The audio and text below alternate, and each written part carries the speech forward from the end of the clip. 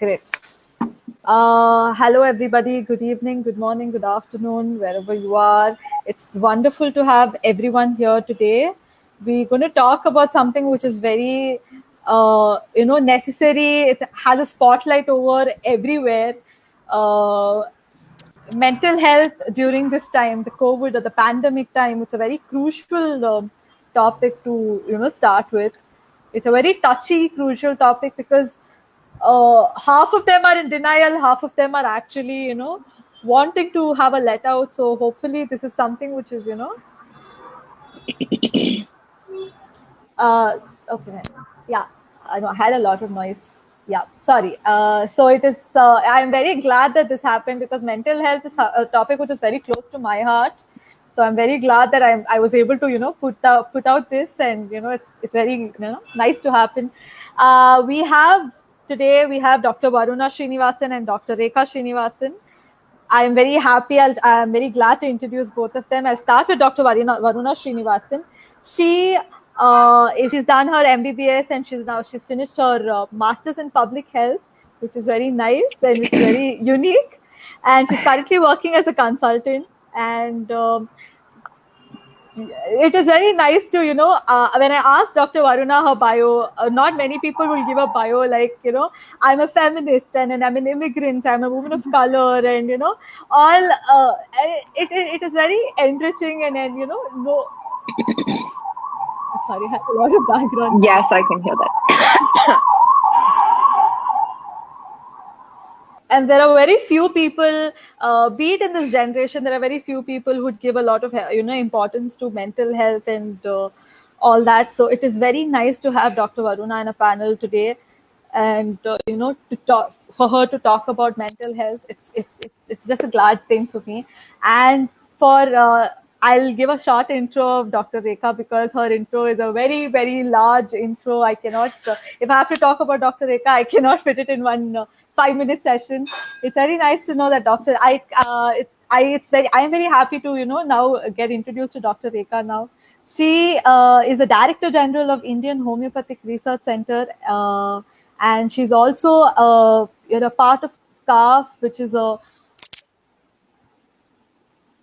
she's also a part of SCARF, and I came to know today morning that she's also a certified trainer for oncology, psychology in oncology. That's very unique and that's very necessary at such times. So let me not just brag about the introduction. I will just give a shot of what's going to happen today. So first, we're going to have Dr. Varuna talk about mental health in COVID times and an overall public health scenario. And Dr. Rheka will take over the session and she will talk about public health in detail. Mental health in detail. She'll talk about psychotherapy and she'll also talk about homeopathy with mental health. So I'm very excited to start the session. I'll first give the screen over to Dr. Varuna. Yeah. So, can everybody see my screen? Yeah. Great. Hi, I go by Varuna. I don't go by Dr. Srinivasan or Dr. Varuna. I am an MD, MPH, and I am on the committee for the Women's Mental Health Conference at Yale, and I'm also married to a psychiatrist. So we talk about mental health all day, every day. So I'm really happy to be talking about this topic today. So something I think that is very relevant to a lot of people living around the world. I think we now, out of 2020, have a really shared experience where all of us are going through similar crises. I am a very interactive person, so I'm going to be asking a lot of questions. And so feel free to type out your answers into the chat box, into like the public chat. And I think that I would take any questions after my presentation or after Dr. Rheka's presentation. I also really wanted to thank my uncle Karthik for having me here, and Rashmika has been amazing to work with, and I'm excited to see your presentation, Dr. Rheka. So I'll just jump right into it. And if I cough, I'm really sorry. I have allergies. So, what is mental health? I think just a primer to what mental health is. It's one of it's not just our physical well-being. I think from the time that you wake up in the morning, a lot of people have stresses. So it's like, oh, I have to take care of my finances. Oh, I have to cook today. I have responsibilities, and it's how you are a person in society. So it determines a lot of your interactions with your family members, the way that you are at work, uh, your routines, how you go about on a day-to-day basis. A lot of this can be determined by environmental factors. For example, if you are a refugee person who is grown up in a war-torn country, then it's possible you might have a lot of trauma. That is very different from someone who grew up in a city. Um, and there are other factors like genetics. So, persons who have schizophrenia that runs in their family or bipolar disorder are 50% more likely to have symptoms or a diagnosis of bipolar disorder. So, that goes the same for family history and hereditary and lifetime experiences. So, a lot of war veterans who have been at war have post traumatic stress disorder. But overall, if we're looking at a basis of what mental health is, it's how you go through life on a day-to-day basis. So, what are some early warning signs? I think that we all know somebody who has suffered from some level of depression. I also want to say that depression is a symptom, and it can be a part of a lot of physical ailments. For example, like, if you have a thyroid problem, you might have anxiety or depression. It's very possible that panic attacks can manifest really physically, like you're having a heart attack. But if you have a family member around, what are some signs? So sleep issues, sleeping too much, not sleeping enough, in mania. Sorry, can you hear me? Can people hear me?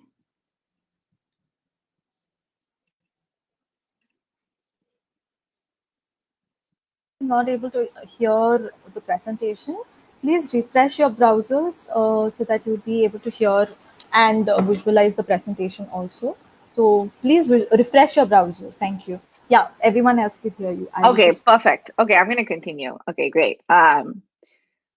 So essentially, I guess what is portrayed in the media is that, oh, there's someone who's having a big psychotic break and, they have to be taken to the hospital and restrained. But it can actually look very like minute. And these are things that you should watch for out in yourself or in your loved one. Not sleeping enough. So if anyone says, I've had insomnia for the past couple of nights, I don't feel like drawing anymore. I don't want to go to work anymore. I don't want to talk to my family anymore. I'm feeling so tired. My shoulders hurt all the time. Um, Nothing is working out for me. I'm feeling really sad.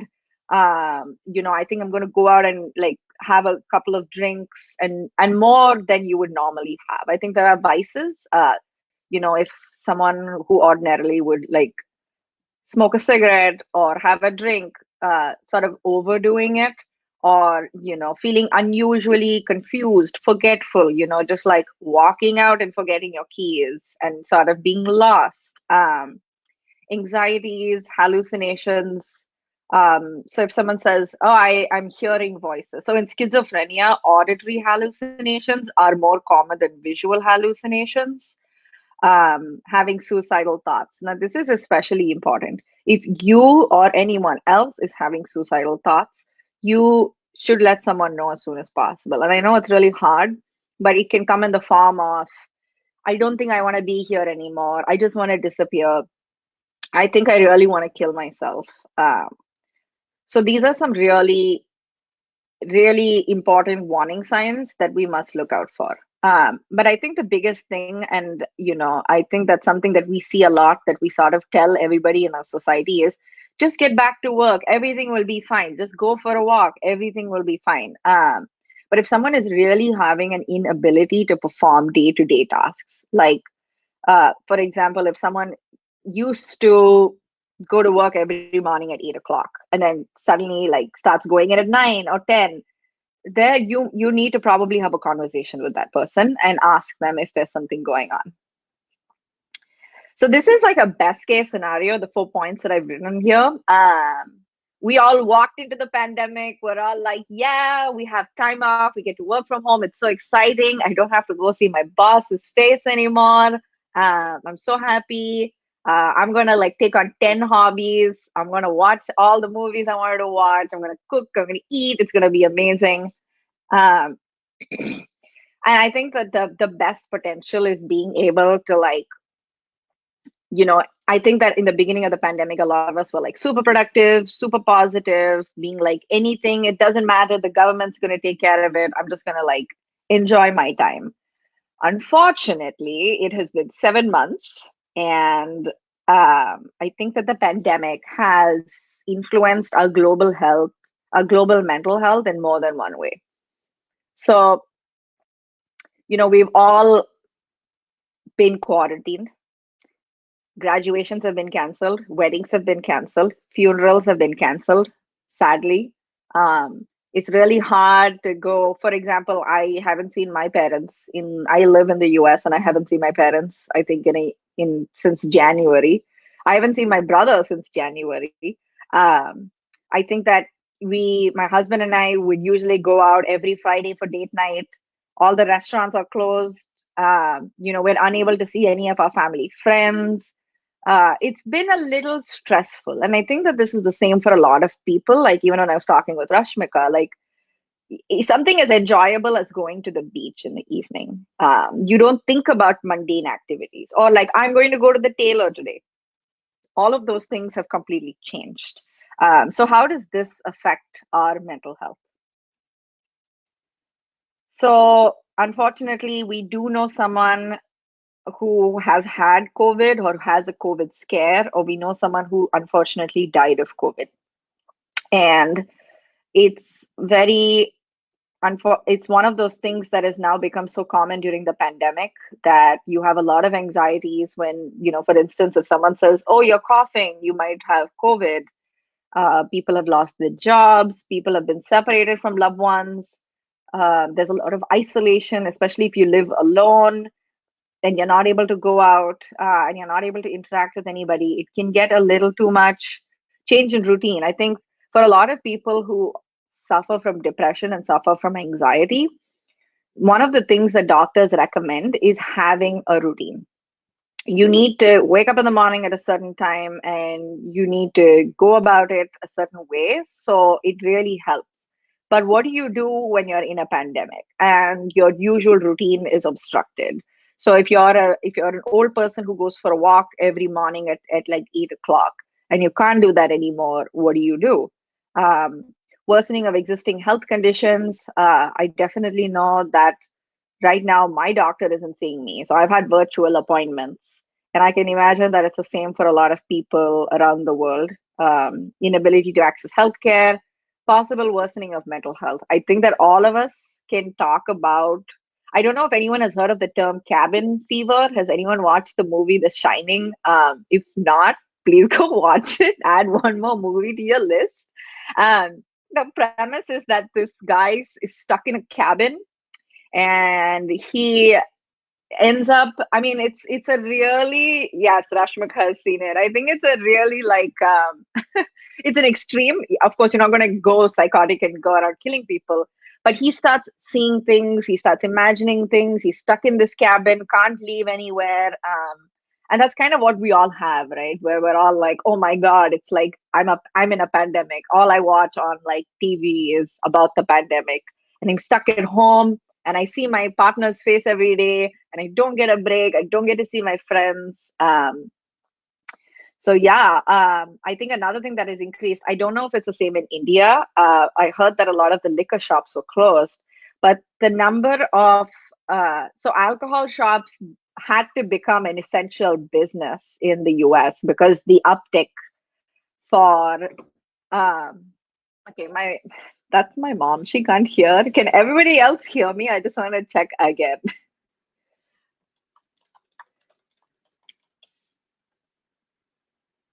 Yes. Okay, great. Sorry. I'll keep pausing and asking. I think another thing in the US, the number of people who ordinarily don't drink but now started drinking has statistically increased. Um, I can attest to that. I think that a lot of our friends are definitely buying more wine to keep themselves busy during this pandemic. I also want to preface this by saying that different people react differently to the. I'm sorry, I swallowed a word. It was supposed to say to the pandemic. I'm so sorry about that. Um,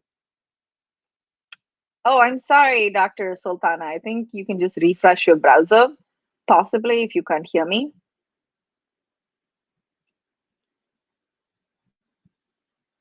I'm happy to pause.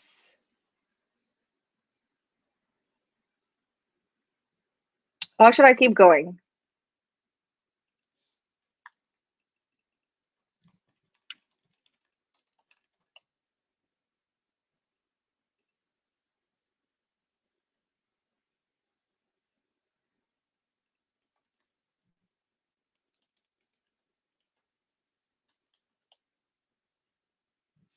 Can everybody hear me?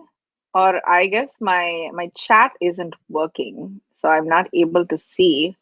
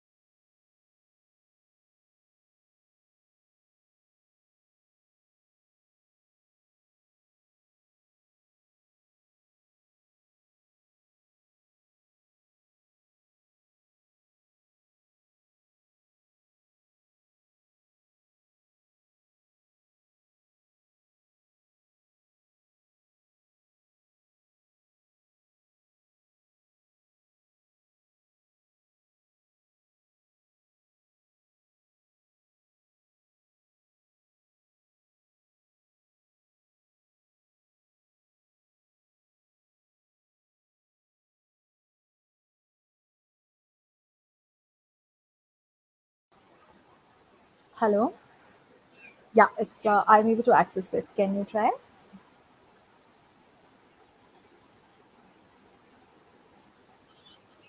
Yeah, the same, the same. Yeah, the same.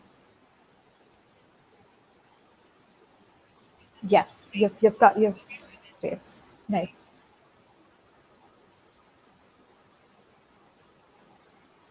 Thank you so much, everyone, for patiently waiting with us. We're extremely sorry. Uh, we're extremely sorry for the technical issue that happened right now. So thank you so much, everyone, for staying patiently. And one second, I'll just inform Dr. Reka also. Dr. Reka, it's on, so you can join with the same link. Yeah, thank you.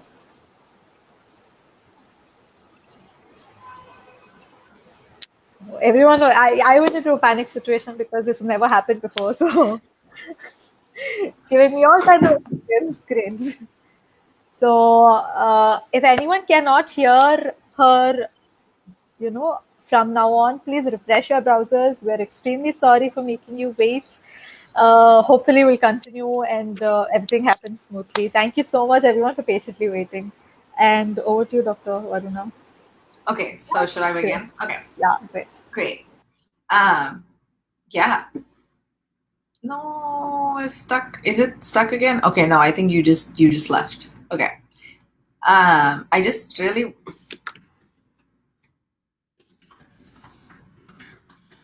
just to make sure. Okay, great. My chat's going through. All right. I also just want to apologize for my slide. Different people react differently to the pandemic, obviously. Um, so I think we all know this, that people who are old, who have chronic conditions, who are, in old age homes or living at home with you, probably need a little bit more of support. Um, if they had small groups where they would go and hang out with people, or if they were like going on the evening walks and those things can't happen anymore, it can definitely be detrimental. Children and teenagers, I think this is definitely a lot of parents had to start homeschooling. Um, Teenagers had their graduation canceled, their summer plans canceled. What do you do at home? I think it's definitely been, and not being able to see your friends. And I think peer to peer support, and having that sort of socialization is really, really important for teenagers. So they must be reacting very differently to this. Caretakers, frontline workers, persons with existing mental health disorders. I think persons who already have mental health disorders like paranoia, anxiety, panic disorder, or obsessive compulsive disorder, or even persons who have phobias to germs and to diseases can definitely have an increased sense of impending doom and panic. And persons who have problematic relationships with controlled substances. When I mean that, I mean people who already have somewhat of a problematic relationship with alcohol or with certain types of drugs might be using a little bit more to cope during the pandemic. Sorry. And then there are people who lost their jobs. If what do you do if you're the executive director and for like 10 years you knew that your 9 to 5 was in place, and then suddenly one day you were let go because of the pandemic and you're furloughed? How do you cope with that? Persons who have disabilities and developmental disorders. And this goes back to when I was talking about caretakers. So if you're having a child who has autism, or if you have someone who has Down syndrome, not that many people who have Down syndrome don't really need that much of help. I guess if you have cerebral palsy, it's very difficult. You have to be extra careful. Socially isolated people, those living in rural areas, I think that there has been an increased number of cases. I don't know if anyone's heard of the term reservations. It's where indigenous people in America live. They're called reservations. And there's usually the Indian Health Services, which is just one hospital that's out there. A lot of COVID cases in those populations. We know that in the US, Black and indigenous and Hispanic people are more likely to get COVID and to die from COVID. We know that immigrants, I don't know if any of you have been following the news here, with a lot of them still stuck in cages. There's a lot of, like, all of them who are packed, people who have been incarcerated, people who are in prisons, in jails, people on the streets. I think there was another topic of discussion is, how do we use money to help homeless populations get, into hotels and find more stable housing? Because that is one of your needs, right? Like, you need home. When you think about your state, you think of, like, yes, I have a home, I have food, I have a social circle. What do people who don't even have a home experience? When people who live in congregate group settings, by this I mean orphanages, old age homes, and any other, like, dorms, hostels, it can be a little mentally stressful. And so, like I had mentioned before, the consequences. Oh, sorry about that. Okay, I may have. So I'm just gonna talk about the consequences. So one of the consequences that we can see is that it's increasingly difficult to cope with these. With any sort of, depending on what situation you are in. So I'm just going to talk about the general situation, where you're, like, constantly stressed about, you're waking up in the morning, you don't know what your routine is going to look like, you don't know what the government has in plan, you're reading the news, you're hearing some really scary things, your family or friends are calling you and you can't make plans, you don't know what's on the agenda. And you're just sort of, like, stuck, and it's like a very, like, mild cabin fever that you're experiencing, where you're just sort of like, oh, what do I do? I'm feeling really stressed. And I think a lot of us during the pandemic, and I don't know how many of people here would think about this. Have you been sleeping a lot? Have you been sleeping less? Have you been, biting your nails? Have you been praying more than usual? Have you been overeating? Have you not been eating at all? Have you been crying, which is fine, like, you can cry. Have you been tired more than usual? Are you feeling fatigued? Are you feeling hopeless? These are all, like, major consequences of living in a global pandemic. So I'm going to talk about some coping tips. Definitely limit the time exposed to news, social media, talking about COVID. If you do call somebody, do not talk about COVID. There are so many things to talk about. Definitely, I think that one amazing thing about the pandemic is that there are now, like, technology has become where you can watch TV with someone in another country. You can, like, live stream on Netflix. You can play games. I just bought an online game and I've been playing that with my friends across the country. I know that it's hard to go out for a walk, but I think another thing that I've been doing is I invested in a yoga mat, which I've had for a long time. And even just doing some basic stretches, I think, are really good. Or even just getting up. If anyone has a meditation app, meditation or prayer, I think is definitely really helpful. Try to create a routine. I'll give you an example about myself. As soon as I wake up in the morning, I meditate for 10 minutes. I journal, where I write down what I'm feeling. And then I do yoga, or I bike, or I run. And I also took up painting. So last night I just bought myself some new watercolors. I think that that's definitely been very exciting for me. Sorry about that. And definitely eat well and sleep well. One of the things I've been doing also during the pandemic, I've been making samosas. I've been making a lot of yummy foods, just as a way of coping. We can all cope, but how do you help someone who might be going through a little bit more of distress? Also know that if you are not a licensed social worker, if you are not a licensed psychologist, a therapist, or a psychiatrist, or even a doctor, don't try to intervene. Don't try to think that you know best for them and restrain them or drug them in their sleep, giving them a sleeping tablet.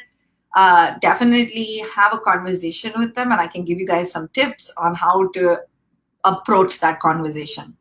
So if you see someone who's having rapid mood swings, not able to sleep, loss of touch with reality, there's a lot of isolation from school,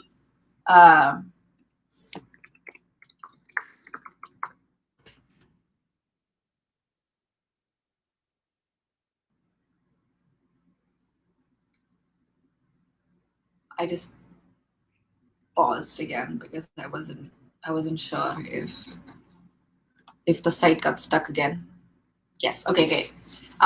If you feel like someone is being like increasingly angry, getting agitated, feeling really sad, I think one of the things to do is to first keep an eye on them. Definitely, like if you notice that someone is oversleeping, if someone is like not sleeping enough, and I think definitely don't say you look depressed, you look anxious.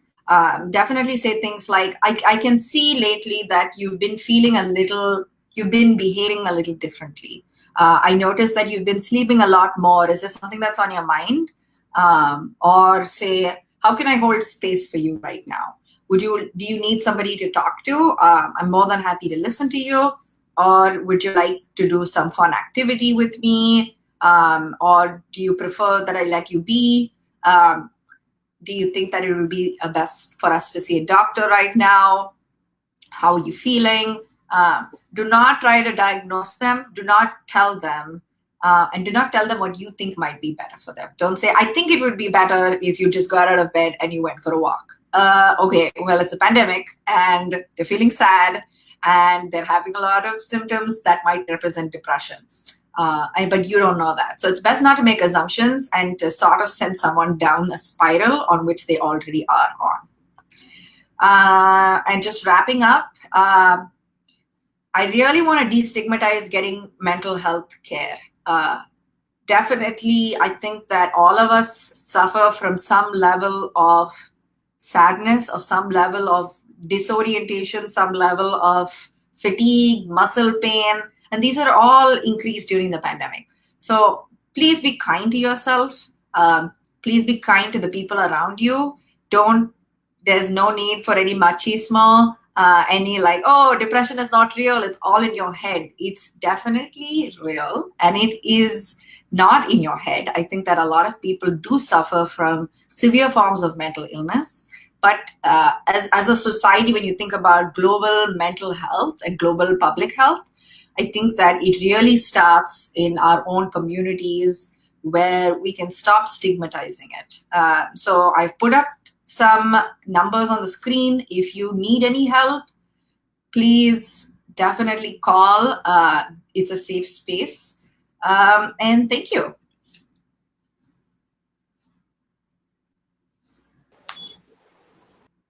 Thank you so much. That was wonderful. That was very clean, simple, crystal clear.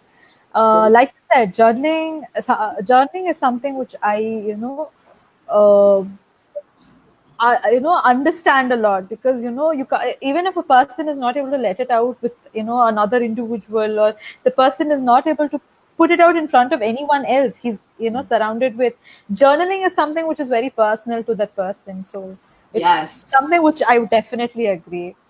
And yes, like you said, as simple as initiating a conversation without any advices, or putting out your opinion, or just showing overall support will take the person a long way. That the person will have, if the person is like minus 10, the person will at least come up to 0. So that is a positive start for working towards himself. Absolutely. Dr. Rheka, Yeah, hello. Yeah, can we? I'll just start. I'll post your presentation, and can we start with your presentation? Yeah, sure. Thank you so much, Dr. Varuna, for the lovely presentation. I'll just post. Yeah, can you see the presentation on your screens? Yeah, great. So again, if anyone's not able to hear her, please refresh your browsers so you'll be able to hear and visualize the presentation in front of you. Thank you so much, Dr. Varuna, and over to you, Dr. Rheka. Yeah, thank you, Dr. Rashmika. That was a wonderful presentation, Dr. Varuna,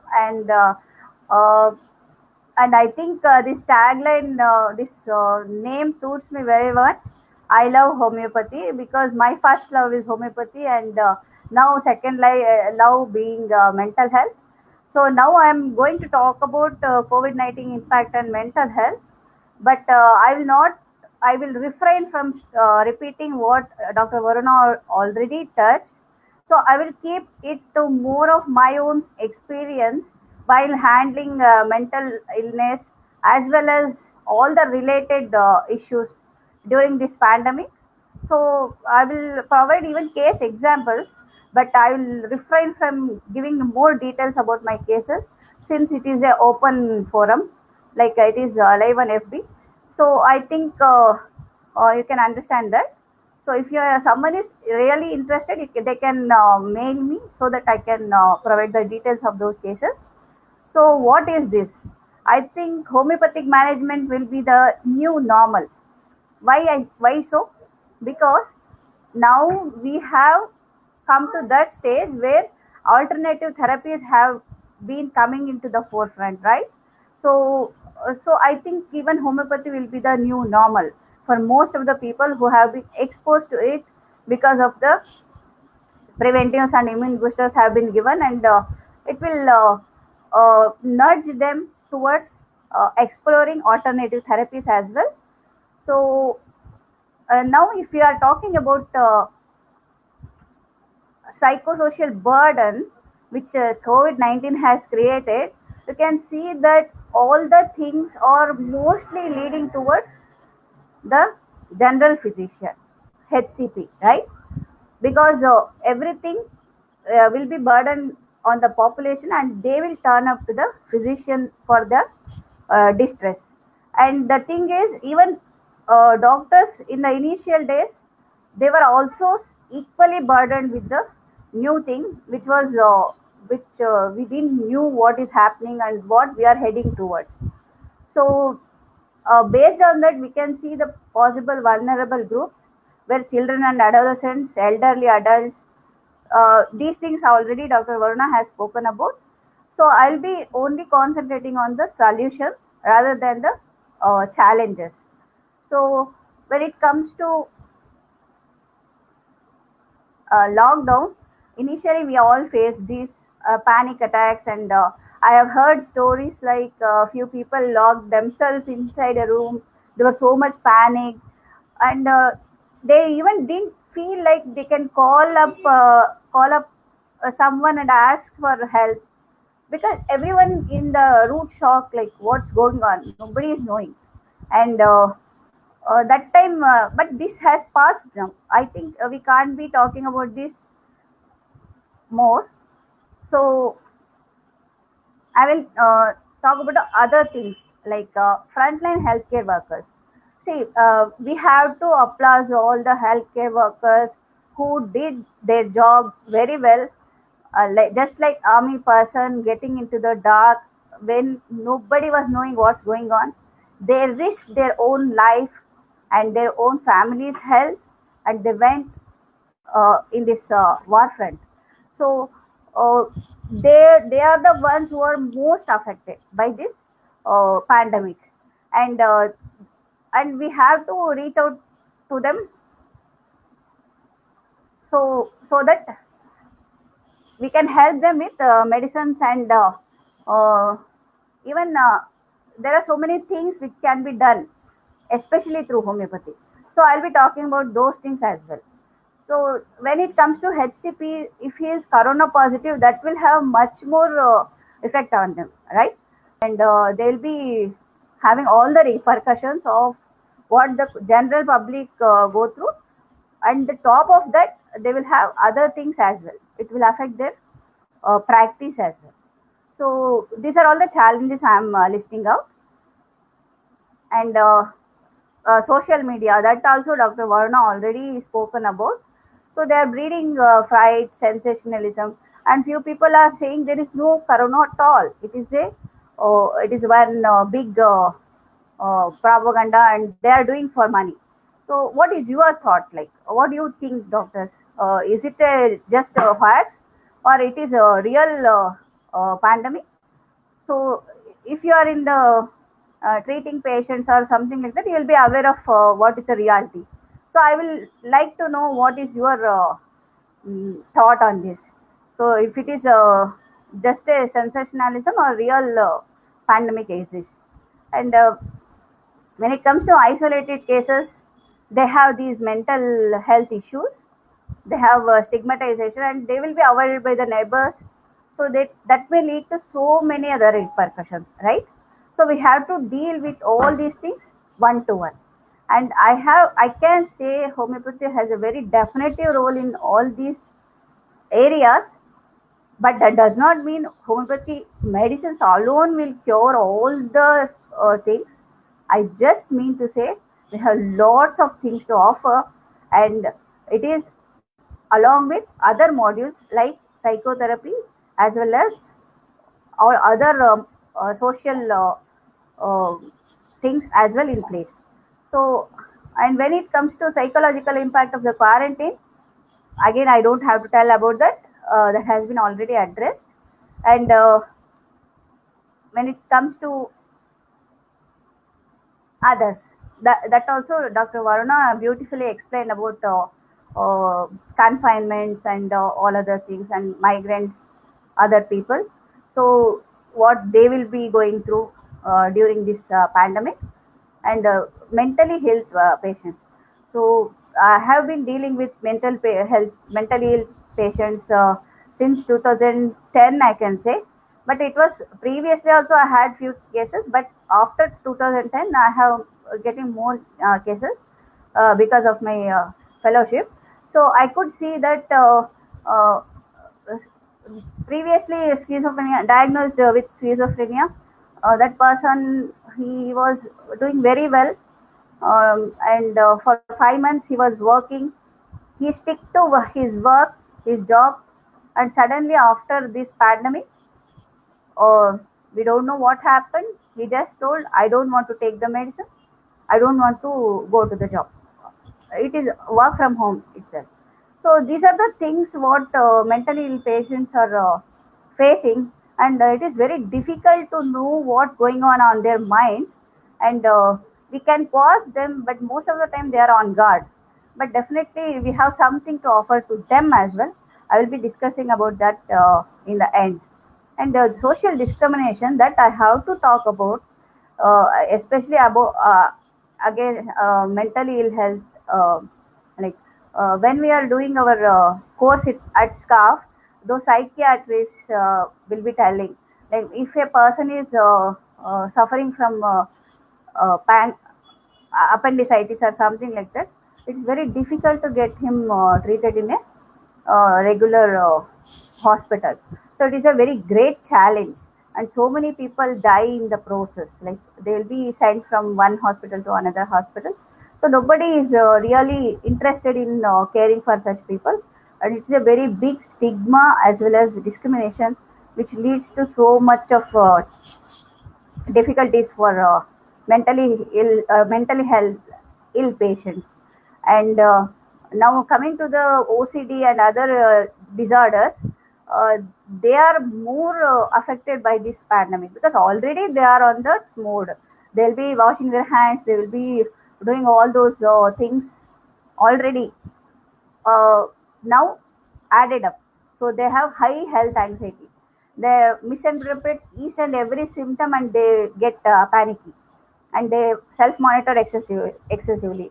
And I have seen few patients who are very anxious. Actually, if we can say that traits are different from disorders. That is the thing. Traits are, even we see so many people are normal, but they will have some level of anxiety. That is, they can cope with it well. But in a time like this pandemic, they may get into the disorder mode. Like they will have very severe symptoms because of the social things and environmental things, added on things. So this is a very it is a challenging times for even people with OCD and other anxiety disorders. And we have something in place to help them as well.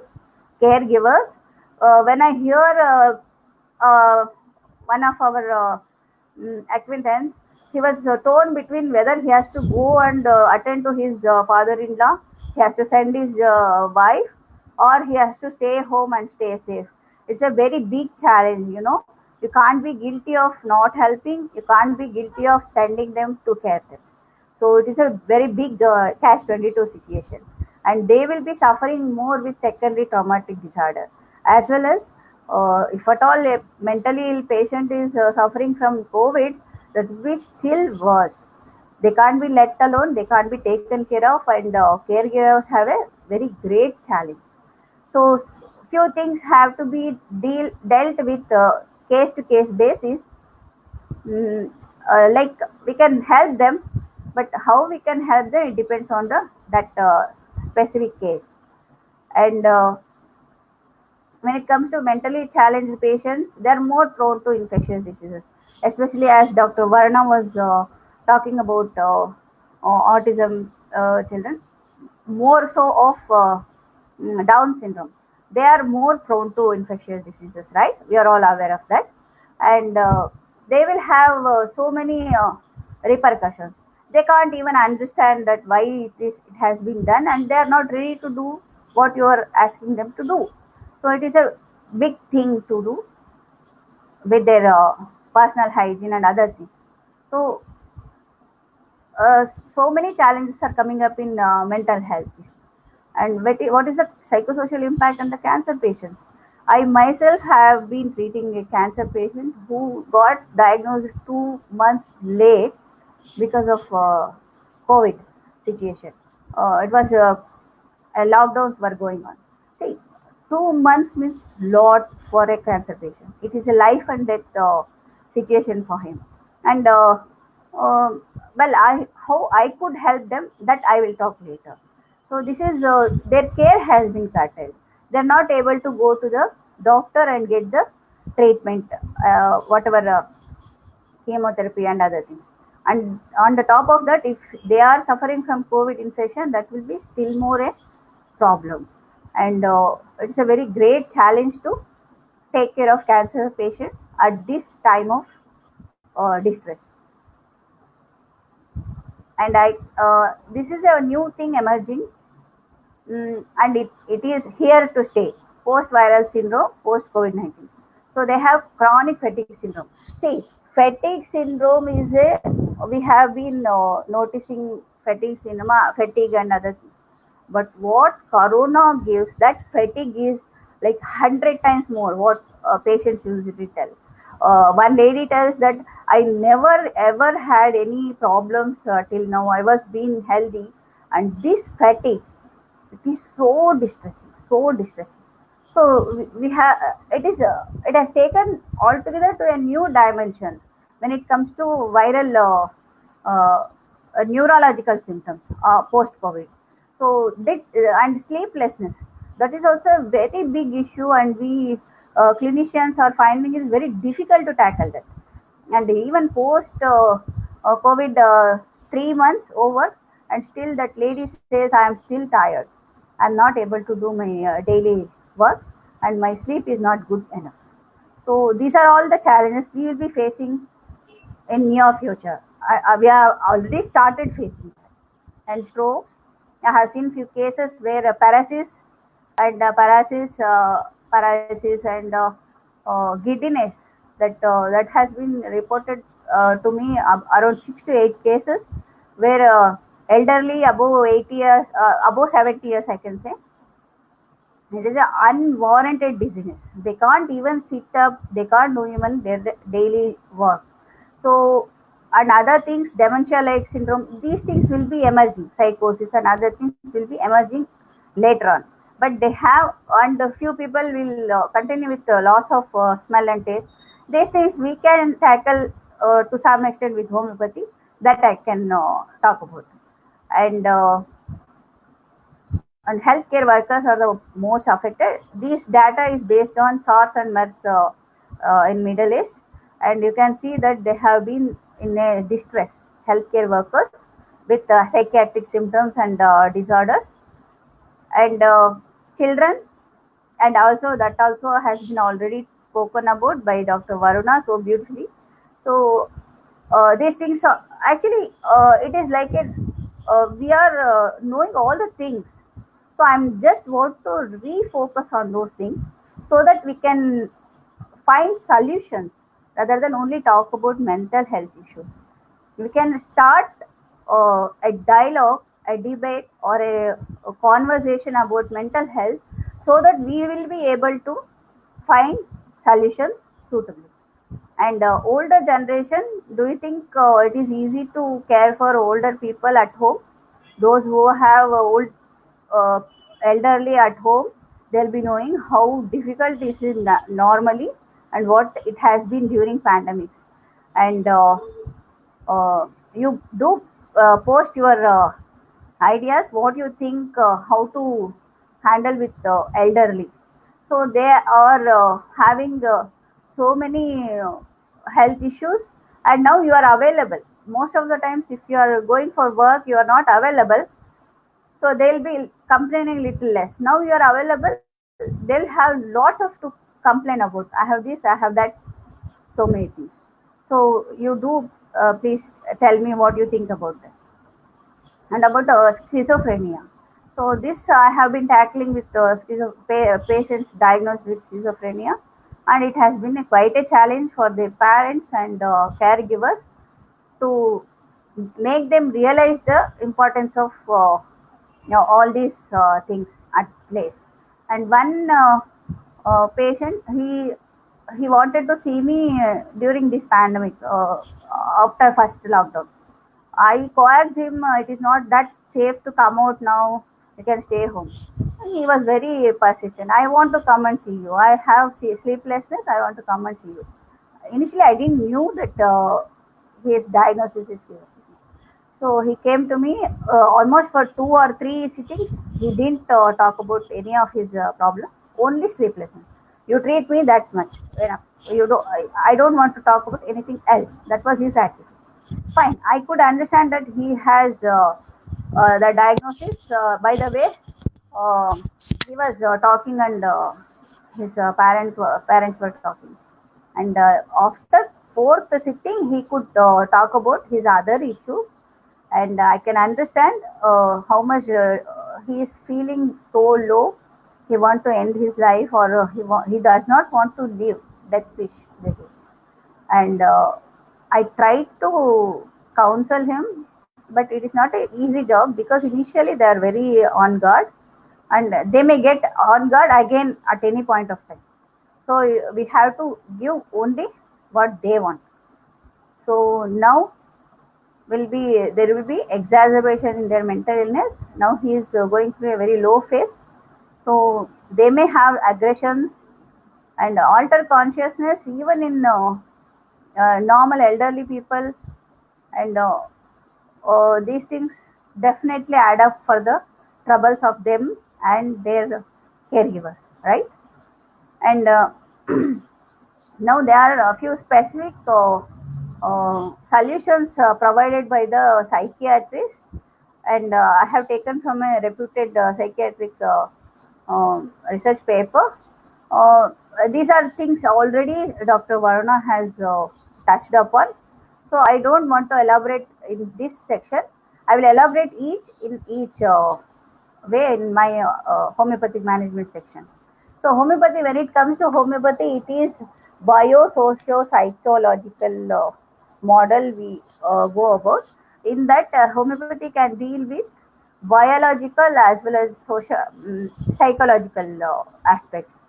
So sociological is, you are aware, that is common thing.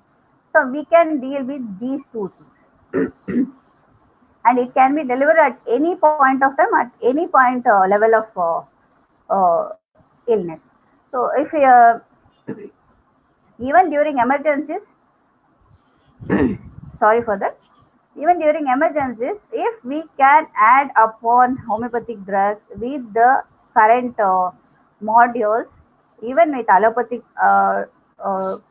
treatment, all other modules, even people on ventilator can be given homeopathic medicines, and it gives uh, wonderful results uh, with along with all the modules. So it can be delivered at any level of, and these are not claims as such. I have been dealing with patients. We have good results as well. We have some losses as well, but that is all part of the game, right? And now I can do this thing, To help my patients as well as those who are in distress, telemedicine has been a boon. And telehomeopathy, they say, like on video conferencing on through phone, it has been very helpful. And I can say even we can do the counseling and all other things. So, if I can give an example, one lady was tested positive. That poor lady didn't go out of her home for whole 100 days. She just casually that day went out and she saw there was a van standing and they tested her and she turned out positive. She was so panicky and it was not even possible to send her medicines. I gave her lots of reassurance, lots. I took calls whenever she called me, and then she was luckily she was having arsenic album 30 immune booster with her. That alone helped her symptoms. She had loss of smell and there was some throat irritation. That was beautifully helped with arsenic album repeated doses and lots of reassurance. Even now, she calls me and tells me it was a great help at that time point of time. That is in uh, mid July. So in that way, we can help people over the phone. And one patient who had been hospitalized after corona positive and he had breathing issues already. He was panting like even on the phone conversation I can hear his labor breathing. He can't speak for 5 minutes and he can't even walk 6 minute walk. That is also hampered. So he has difficulty walking to the bathroom and coming back. So it was a very difficult, tough situation for him, and he didn't understand why he is having that distress. In the sense, he wants to get out of that hospital. I don't want to stay in that government hospital. I want to get out of this hospital. That was he was repeatedly telling his son, "Please get me out of this hospital." And his son, with lots of influence, he tried to get him out of the hospital with lots of efforts and this thing. It's not easy. COVID positive patients, you can't shift them. And then uh, actually after Bryonia 200 he received, he slept so well. He was so well after say 6 hours. His son was shocked to see that. He told, I am all right now. It's fine for me. I don't want to shift from this hospital. I will stay here. So that is the effect of homeopathy. And his son was so happy to narrate that because the distress is not because of the hospital.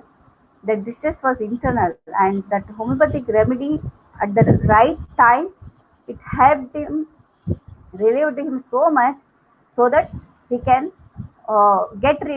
get out of that stress. And he is out of hospital now. He is hale and healthy. He is under quarantine. And so I have been counseling through video calls as well. And because of Zoom and other apps, we can even record, right? And for healthcare professionals, even some non-homeopathic physicians also contacted me for preventives because everyone cares for their loved ones, right? Even if not for themselves, so they want to stay safe. And so many people are not working, and they say they have fear of corona, and it is justified. We can't blame doctor. Since you are a doctor, you have to go and work. No, that is not thing. It is their individual discretion. So homeopathy has been a boon for so many people. I can urge because preventive have been given. If not for whatever reasons, if you deny that homeopathy has any effect on the people, at least you can acknowledge it has very tremendous psychological benefit. And as I explained to you, that lady with anxiety and corona positive lady, she came out of her problems with arsenic alone. So it has been such a great, tremendous help for so many people. And few people, they didn't even know that there are other remedies for in homeopathy. They thought for corona it is arsenic carbon. So if they are positive, they will take arsenic carbon. Whatever, they will take arsenic carbon.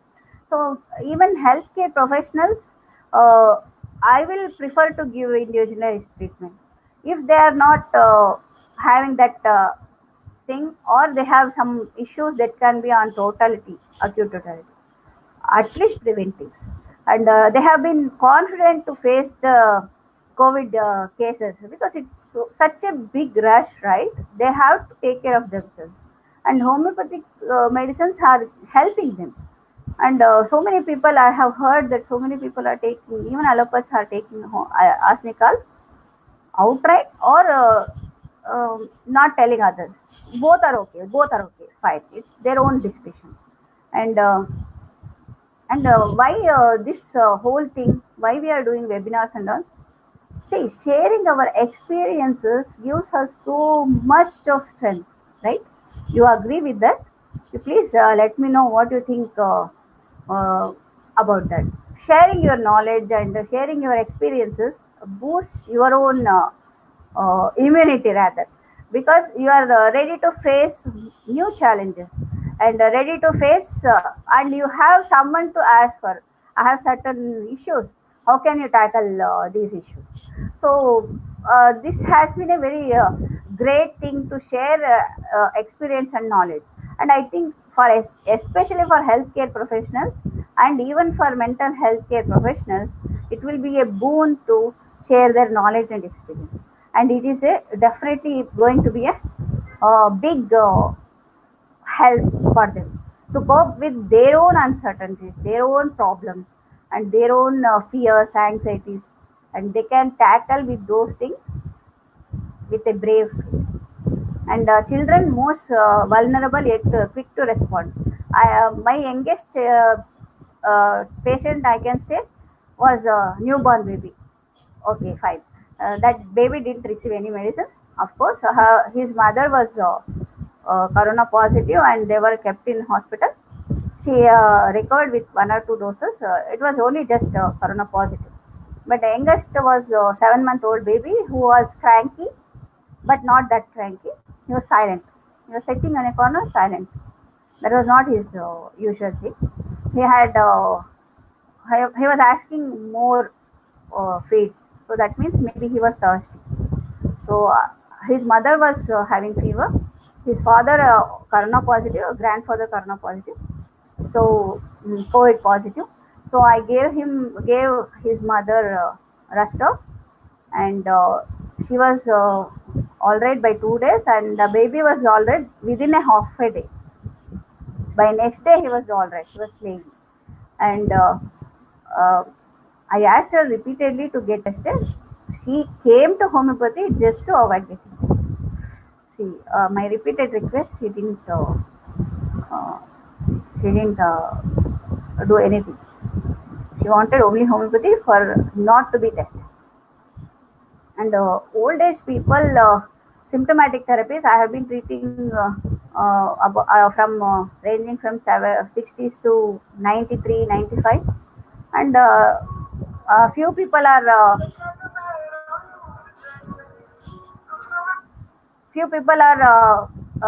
good with assurance. Few people won't come to your terms. They don't want any reassurance. They won't don't want to talk to you. And connectedness is the only thing old people are in need of. Connectedness. See, most of the times we are so engrossed in our day-to-day things, we are not connecting with them in the proper way. And that connectedness alone can bring lots of problems will be solved. And I have been treating patient with he had all the symptoms of COVID-19. His wife both had, and he is suffering from Parkinson's. Again, she didn't want to go to the testing, so she opted for homeopathy. Both of them improved with homeopathic medicine within 1 week, and now both are doing well. So it is a one new trend. Like they don't want to get tested, so they have so much of fear, and we can't even force them to get tested. So many repercussions after that. and marginalized community and all. It is very difficult to connect to them, especially even the people from northeast or even in the working class, and they have so much of difficulties. One person who is from Bihar, I guess, he is working in a hotel. He was visibly panting when he came to me, and he told, I'm breathless since 2 days. After taking the case, I could make out that he was anxious because he is alone and he is working and his workload is less. He may be deported to his native anytime. So I gave him lots of reassurance and gave him Asnika 30 because of fear of death that was present. And he was all right by 3 days. So reaching out to those marginalized and those in deprivation and support, making a rapport, creating a rapport, giving lots of reassurance, all these things will help. And we have to give only what they ask for. One person came, he wanted ointment for his injury. I asked him whether you have taken immune booster. He told, no, I want only ointment. You give me ointment. Okay, fine. I gave ointment for him. Oh, and we can't be forcing. We have to give what they ask for. And individualized symptomatic treatment if they are asked for, if they are comfortable. And psychiatric patients, I already spoke about this. And that new patient, he is happy with the homeopathic medicines. His sleep is improved, but still he is taking all his psychiatric drugs. He is taking injection weekly once. So he is doing all the things he wants to do. Okay, I can't tell him do this and don't do this. I can't provide anything more than what he has. And we have to be very slow and unhurried, and we have to adapt ours. If I say something, he will say, no, that is not it. So he'll rubbish it. So I have to change my track. So these things are very important. We can't be commanding them, and we can't be telling them do this. Okay, you have to give only what they ask for. And few people are very comfortable with telemedicine, few are not. So it is extremely important what they want.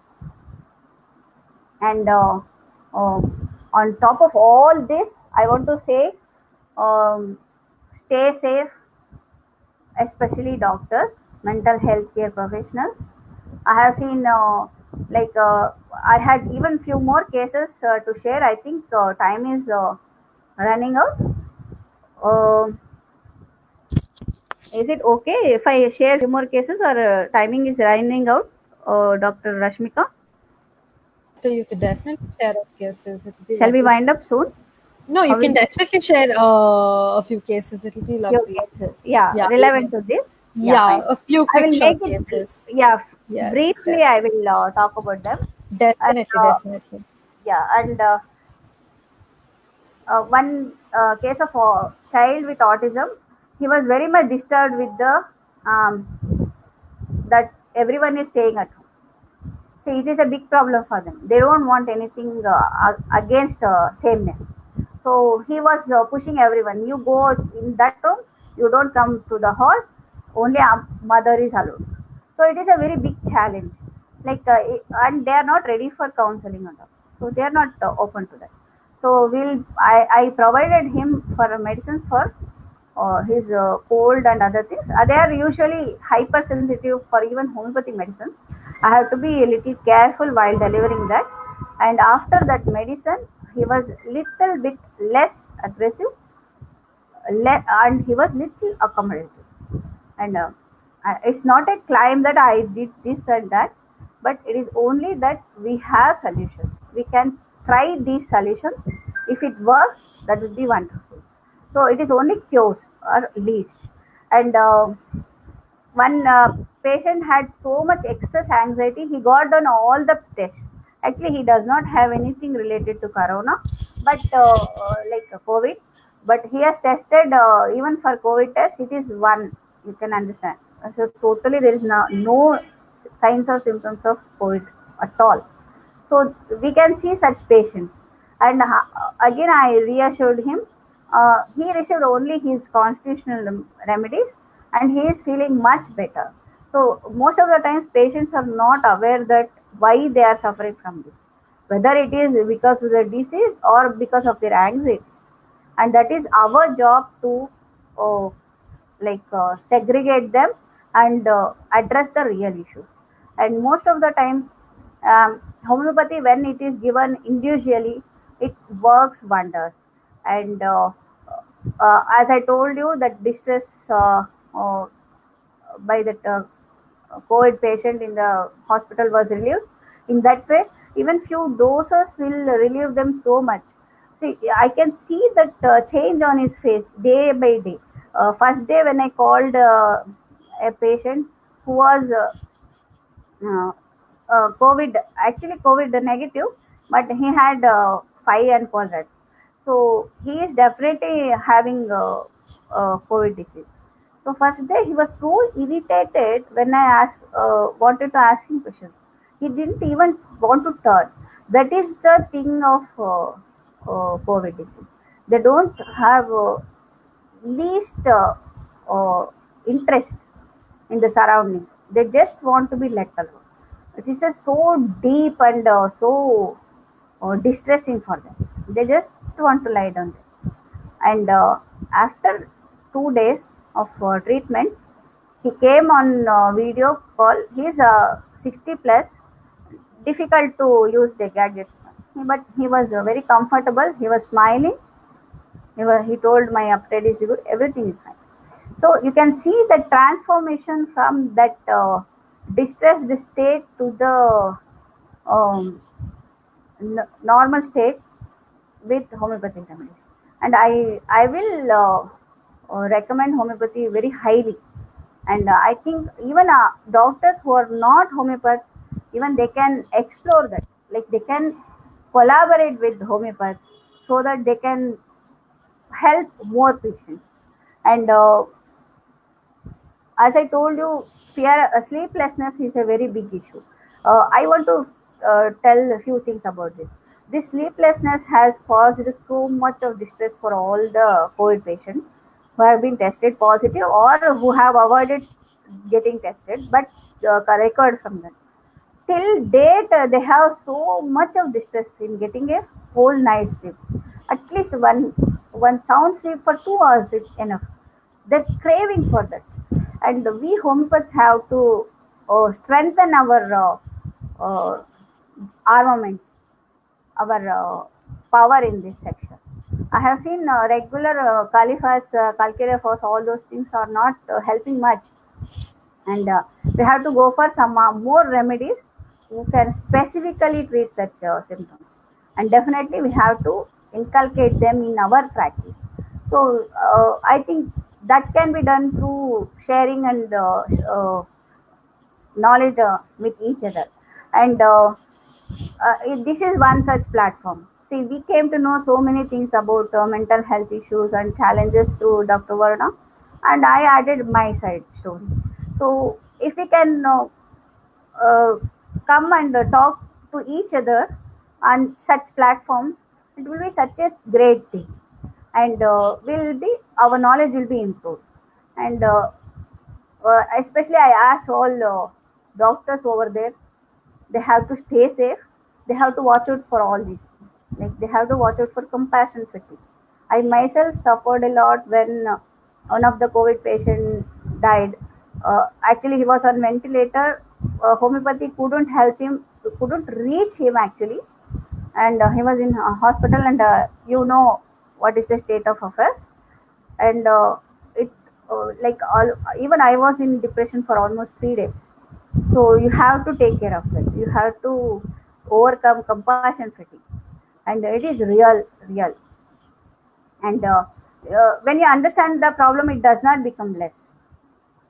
And this is not my statement; it is statement by Nimhan's psychiatrist, and that makes lots of sense.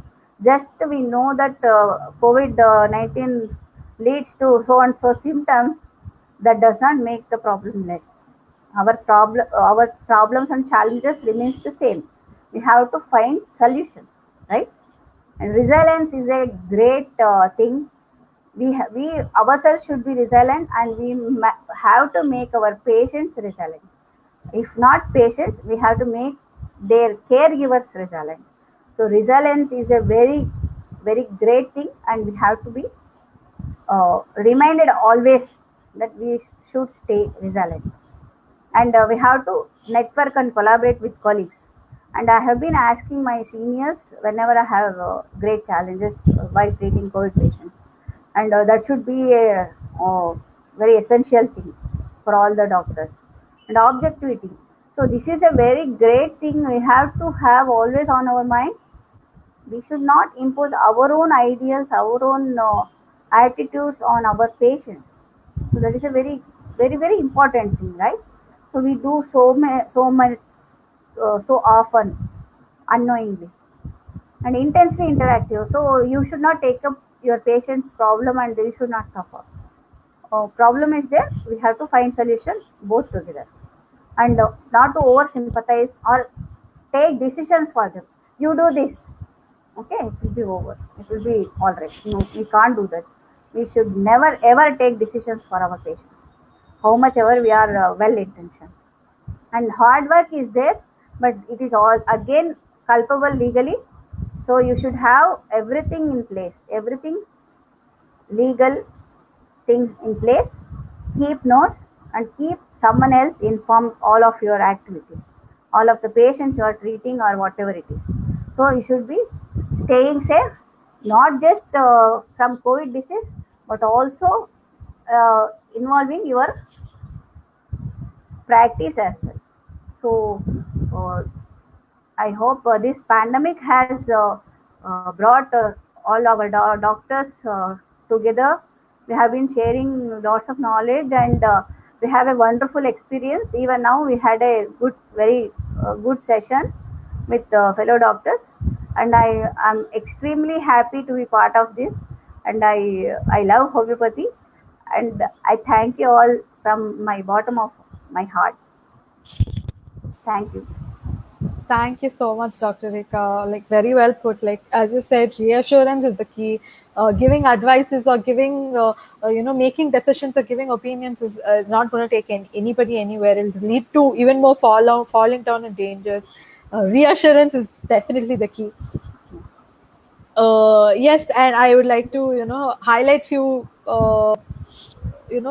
stuff from Dr. Rekha's presentation. Like, definitely healthcare workers and frontline, frontline workers, they do go through distress because at times of difficulties, at times of anxiety and too much of all the pandemic, the entire pandemic, they are also fellow human beings, and they also need to stay in front of the common people, and they have to face the distress first. That is something which is very bold and brave of them, and that would facing a distress and being bold and upfront, would lead to too many backlashes. Like, they would go through their own anxiety, they would go through their own panic attacks of what will happen to them, what will happen to the family. That leads to, again, the family, like you said, secondary traumatic disorders, where they go out every single day to into the society. They have to work, they have to go and face the whole pandemic situation, and they can't come home with a peaceful mind saying, oh, they do definitely have a peace, saying, oh, I have fought for something. But end of the day, their family, their children, or their parents, or their grandparents would definitely make a lot of anxiety to them. And very well said.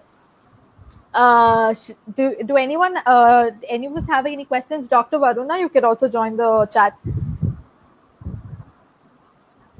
Does anybody have any questions? Please type down your. Yeah, sorry. Hello, can you hear me? Yeah, I can hear you. I didn't say Yeah, anything. I know. I thought someone said anything. I'm sorry. I thought someone said. Yeah. So if anybody has any questions, please type on the chat box. We have one question from our Facebook Live.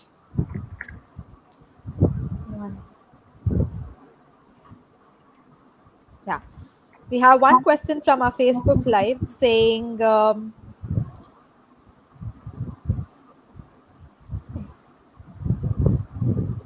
How do we treat a patient with a bipolar disorder? The question is from Shri Priya R.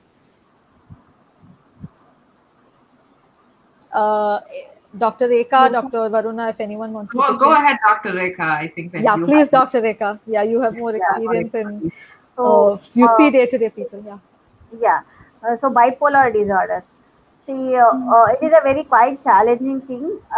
The diagnosis itself is a big challenge, right? Because we don't know whether this depression is separate depression or it is maniac and depressive. So bipolar disorders are very difficult to tackle with. I will say it is case to case basis, and the thing which is in forefront now. What are the symptoms we are seeing? Based on that, we can help them. But at the same time, I will say maniac episodes are very difficult to handle with homeopathy alone. It is actually it is risky rather. So I will suggest we have to have a team of doctors, like team of therapists rather. So when they are in an institutionalized or they are working with other professionals psychiatrists and other health professionals, we can add on homeopathic medicine. And it is totally individualized treatment and only based on the symptoms the patient is showing at that point of time with PQRS. So we have no other ways. We can't say these remedies can help in this condition, but it is totally individualized, and you have to be very cautious while dealing with such patients. Definitely. Case taking and history taking also takes us a long way. We need to know the Yeah. entire case taking. I was about to ask you the same question, Dr. Reka. Maybe we should, elaborate a session, or maybe you can give us a little brief and we'll have another elaborate session on it. Case taking for such patients like schizophrenia, like or bipolar, like how is the case taking process? Please brief us on that. Yeah, yeah. Again, you told it's a very cumbersome process. I will just I gave that example of patient who didn't talk to me for 3 sessions. He was only talking about sleeplessness. So it is just a one step at a time approach, and you have to take from bystanders all other things which are relevant. And sometimes patient you have to give lots of time to them.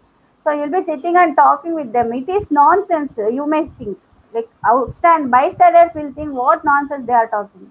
It does not make any sense. No, it is not like that. When patient who has been diagnosed with schizophrenia talks, each and every word we have to note down so that we can make little sense out of that. There will be some pattern will emerge. So it is a very big process, but we have to be very patient. We should not force or overdo anything, and we can have all the things like just like homeopathic case taking, but with caution and slow process, unhurried process with bystanders. Bystanders very important. You should never approach few conditions alone. Never. Yeah, I think So it's having an attendee's opinion or attendee's words is also equally important yeah, during the yeah. case taking. Definitely. Uh, the post-viral syndrome you were talking about, was it for the post-viral syndrome was COVID positive patients and dealing with it post the 14 days of quarantine, or what was the in general post-viral syndrome you were talking about? No, they are turned COVID positive who have suffered mild to moderate. Few have Okay. recovered on their own. Few have recovered after hospitalization or after homeopathy. All varieties, but it is mostly after positive COVID test. Okay. And some people are not tested positive or they didn't test at all, but they suffered from all COVID-less illness. Right.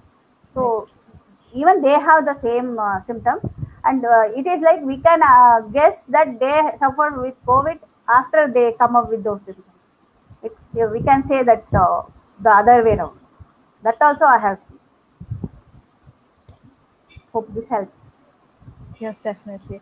Dr. Varuna, I'll come back to you again. Like she said, post-viral syndrome is something which is very necessary, which is something which is creating a serious havoc on a public health basis. Like in general, it's taken a huge toll on every single human being during the pandemic, staying at home for 6 months or working from home, now going back to an office like setup.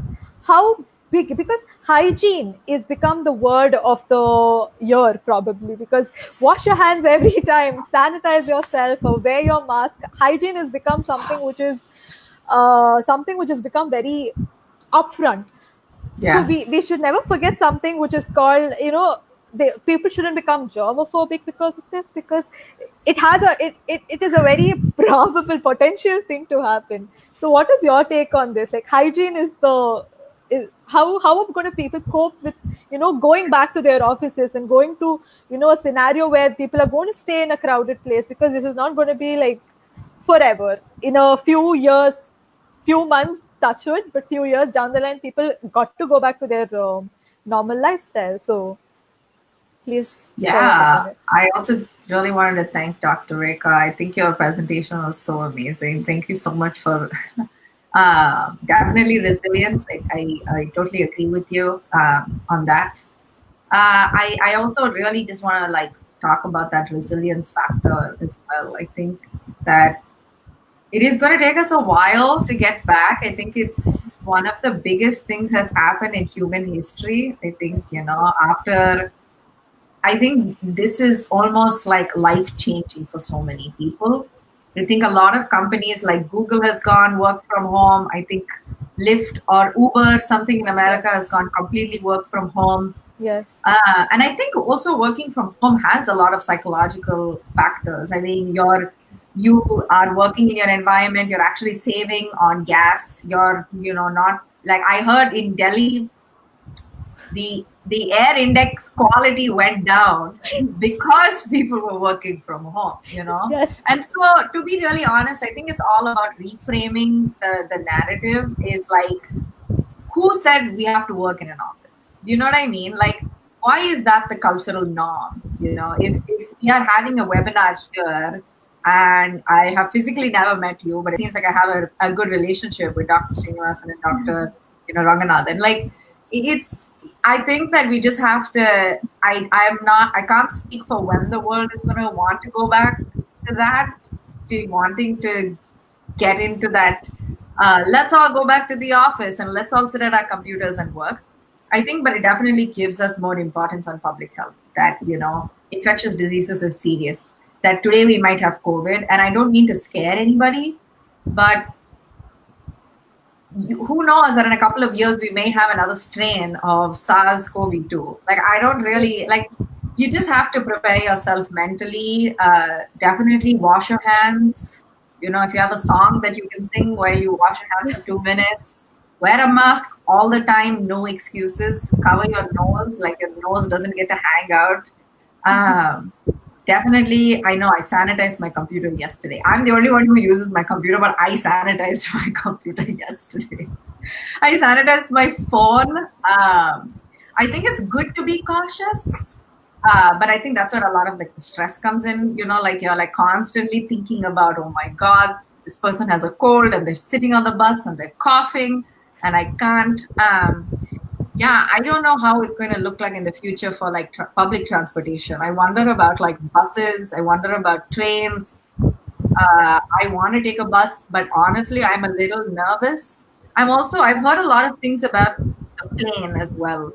Traveling in a plane like for 14 hours in the air circulation, and you don't wear a mask the whole time.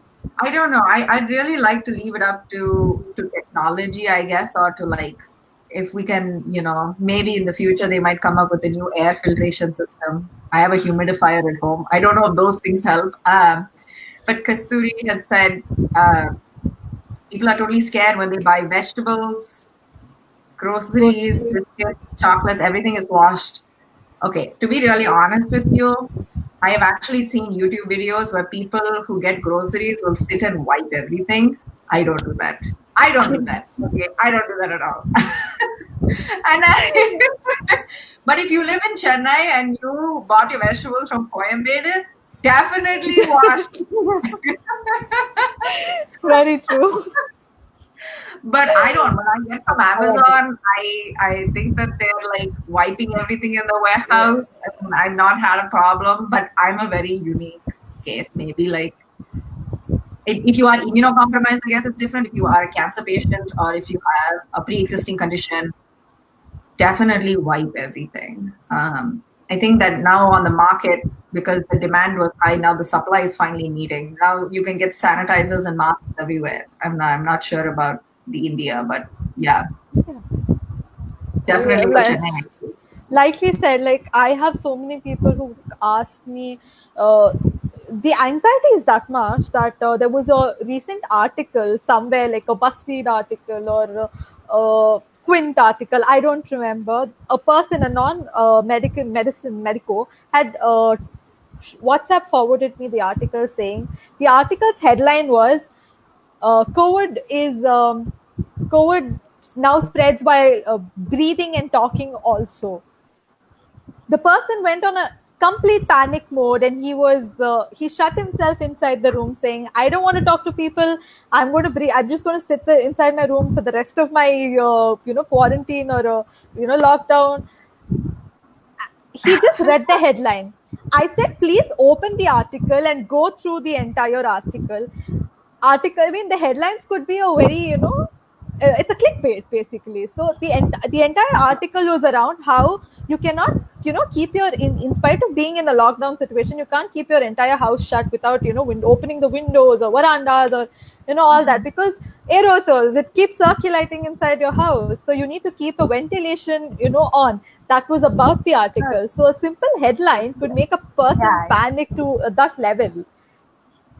And then the person became extremely germophobic. Like he became very cautious.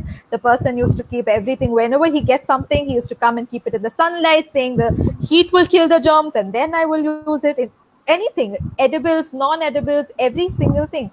So something like that is taking a toll on every single human being, and it's scary to see what the world is going to face post a pandemic. Yeah. And hopefully people get back in a happy and a better note post pandemic, and that's the hope. Like as you said, we have to see the positive side. Working from home is definitely has its own positive sides. You can just get up and sit in front of your laptop. Probably that's one positive side of it. But again, we have heard both the narratives.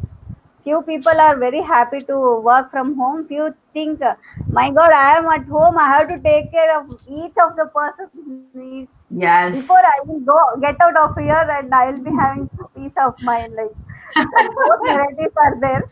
It depends, and they're overworked, especially women. Women folk are overworked. Yes, absolutely agree. I have to treat so many people for their backache, body pains, and other things. So that's Oh, I think we should make a separate session on that topic, because women in pandemic, that's going to be completely another session. Agreed.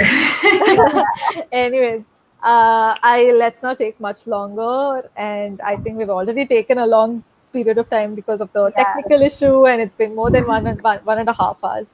I would love to, I love the entire presentation. Thank you so much, Dr. Varuna. Thank you so much, Dr. Rheka, for giving us your opinions, and how presenting a wonderful presentation. All the slides were golden, I think.